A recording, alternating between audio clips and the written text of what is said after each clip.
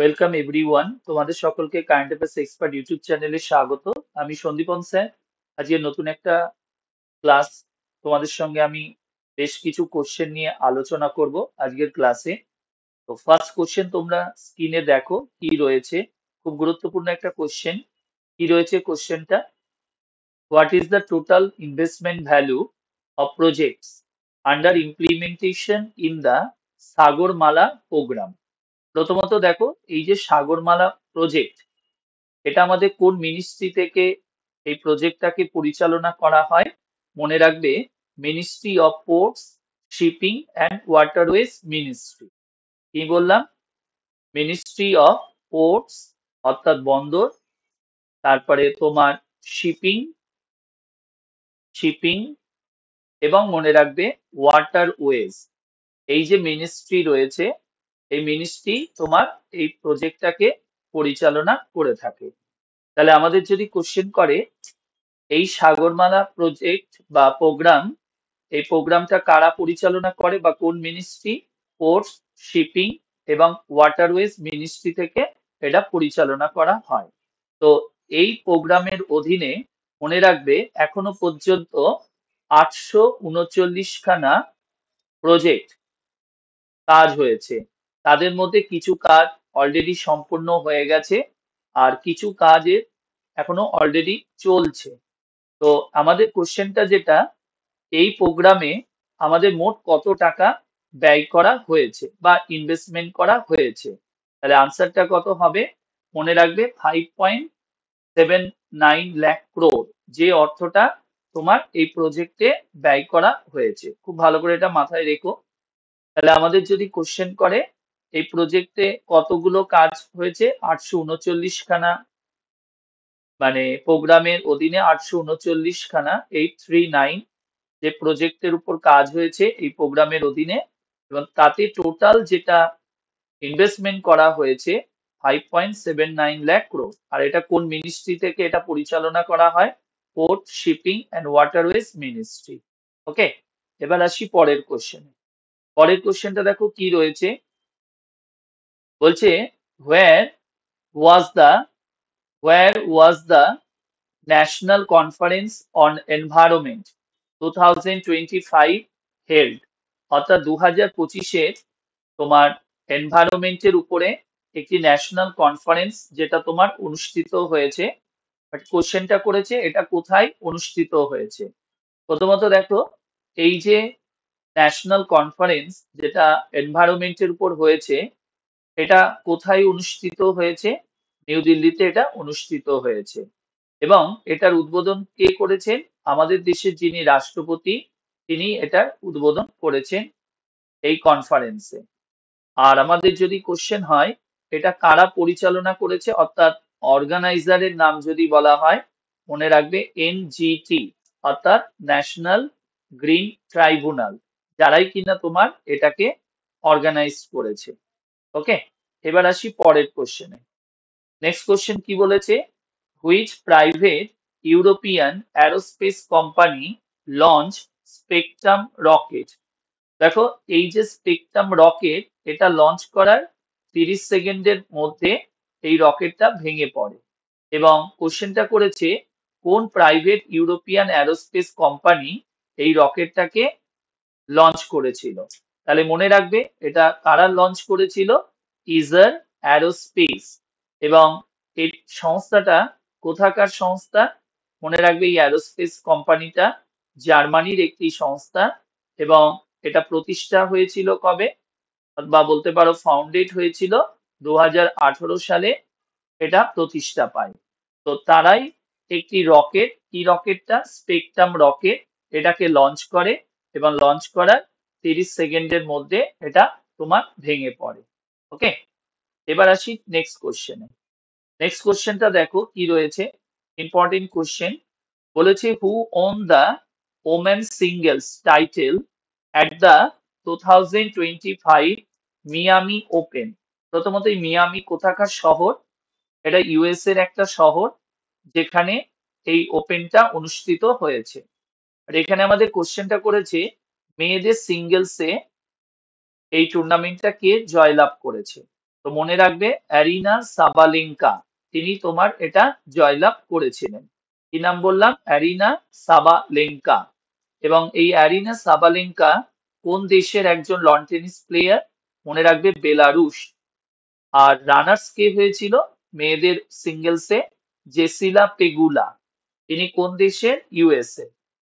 এবার কোশ্চেন হতে পারে তাহলে পুরুষদেরটা কে জিতেছে, অর্থাৎ মেন সিঙ্গেলসে যদি বলা হয়, তাহলে মনে রাখবে মেন সিঙ্গেলসে যিনি উইনার ছিলেন তার নামটা কি? জ্যাকুব জ্যাকুব মেনসিক, তিনি কিনা তোমার পুরুষদেরটাতে চ্যাম্পিয়ন হয়েছে। আর রানার্স কে ছিল? তার নামটা মনে রাখবে, খুব কমন নাম, তার নাম হলো নোভাক জকোভিচ, তিনি ছিলেন তোমার রানার্স হয়েছিল। ঠিক আছে? আর এখানে একটা কোশ্চেন হতে পারে, এই জ্যাকুব মেনসিক কোন দেশের একজন লন টেনিস প্লেয়ার? মনে রাখবে চেক রিপাবলিক। আর নোভাক জকোভিচ কোথাকার লন টেনিস প্লেয়ার? সার্বিয়ার একজন লন টেনিস প্লেয়ার। পরের কোশ্চেনে দেখো কি রয়েছে, বলছে which eminent historian and archaeologist will be conferred with the prestigious Ugadi Award by the Andhra Pradesh government? এটা ভালো করে মনে রাখবে, এই যে উগাডি পুরস্কার, উগাডি অ্যাওয়ার্ড, এটা হলো অন্ধ্রপ্রদেশ রাজ্যের কি পুরস্কার? Highest civilian honour, highest civilian honour of Andhra Pradesh. ঠিক আছে?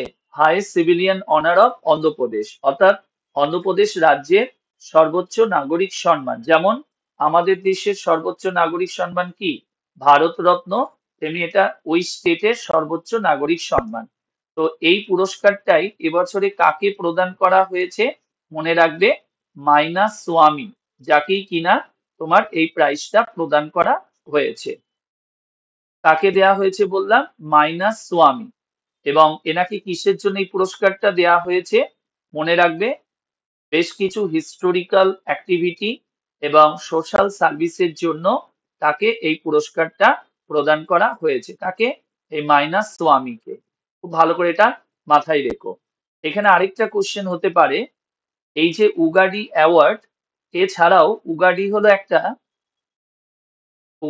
একটা উৎসব বা ফেস্টিভ্যাল। ঠিক আছে? উগাডি হলো একটা ফেস্টিভ্যাল। এই উগাডি ফেস্টিভ্যাল কোন রাজ্যে পালন করা হয়? মনে রাখবে অন্ধ্রপ্রদেশ রাজ্যে।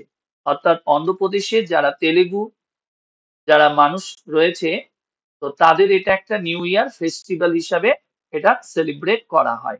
কোথাকার বললাম? অন্ধ্রপ্রদেশে নিউ ইয়ার ফেস্টিভ্যাল। যেমন আমাদের রাজ্যে তোমার নিউ ইয়ার ফেস্টিভ্যাল হয়, তেমনি অন্ধ্রপ্রদেশে তেলেগুদের এটা new year festival, Ugadi festival.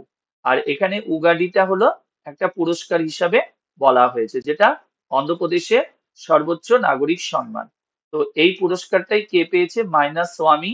এনাকে আগামী দিনে এই পুরস্কারটা প্রদান করবে অন্ধ্রপ্রদেশের যিনি মুখ্যমন্ত্রী এন চন্দ্রবাবু নাইডু, বিজয়ওয়াড়া থেকে একটা অনুষ্ঠানের মাধ্যমে তাকে এই পুরস্কারটা তার হাতে তুলে দেবেন।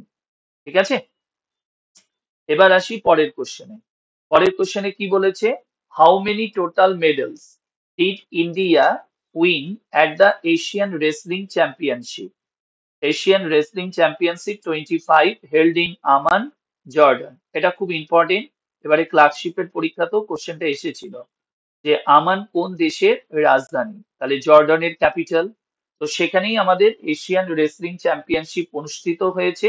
তো সেখানে ভারত কতগুলো এই রেসলিং এ গোল্ড মেডেল পেয়েছে? তো মনে রাখবে মোট গোল্ড মেডেল পেয়েছে কটা?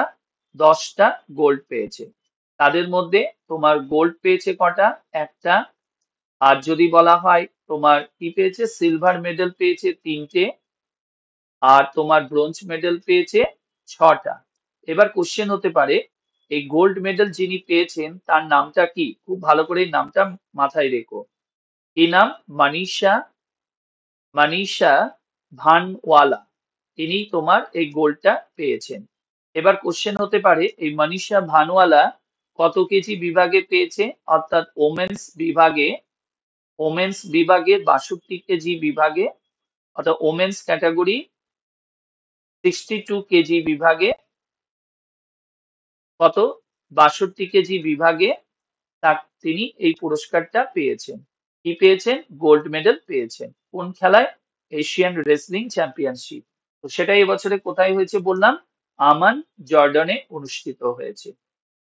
পরের কোশ্চেন বলেছে, where was the special postage stamp on RBI 90 anniversary release? আমরা সকলেই জানি আরবিআই প্রতিষ্ঠা পেয়েছিল কবে? এস্টাবলিশ, মনে রাখবে, 1 এপ্রিল, 1 এপ্রিল হবে 1935 এ। অর্থাৎ আরবিআই অ্যাক্ট 1934 অনুযায়ী 1 এপ্রিল 1935 এ আরবিআই প্রতিষ্ঠিত হয়। আর এই আরবিআই এর এবছরে কত বছর পূর্ণ হয়েছে? 90 ইয়ার্স কমপ্লিট হয়েছে। তো সেই উপলক্ষে একটি কি চালু করা হয়েছে? স্পেশাল পোস্টেজ স্ট্যাম্প, যেটা লঞ্চ করা হয়েছে বা উদ্বোধন করা হয়েছে। তো সেটা কোথায় হয়েছে? তো জায়গাটার নাম মনে রাখবে, national centre for the performing arts, NCPA, সেখানেই এটার উদ্বোধন করা হয়েছে। কত বছর পূর্ণ উপলক্ষে? 90 বছর পূর্ণ উপলক্ষে এটার উদ্বোধন হয়েছে, কারণ 35-এ এটা তৈরি হয় আর 90 ইয়ার্স কমপ্লিট হয়েছে এবছরে। তো সেই কারণে এটা এই স্ট্যাম্পটার উদ্বোধন করা হয়েছে। ওকে, তো এই হলো আজকে আমাদের ক্লাসে কোশ্চেন নিয়ে আমি আলোচনা করলাম। আশা করি তোমরা বুঝতে পেরেছো। যদি কিছু তোমাদের কোয়েরি থাকে অবশ্যই কমেন্ট বক্সে কমেন্ট করবে, আর ভালো লাগলে চ্যানেলটিকে শেয়ার করবে, সাবস্ক্রাইব করবে, লাইক, কমেন্ট। আর এই ক্লাসের যে পিডিএফ, সেটা আমার ডেসক্রিপশনে টেলিগ্রাম চ্যানেলের লিংক দেওয়া রয়েছে, WBC স্টিমার, সেখান থেকে তোমরা এই ক্লাসের পিডিএফ গুলো পেয়ে যাবে। এখানে তোমরা জয়েন করতে পারো। সকলে ভালো থেকো, বাই।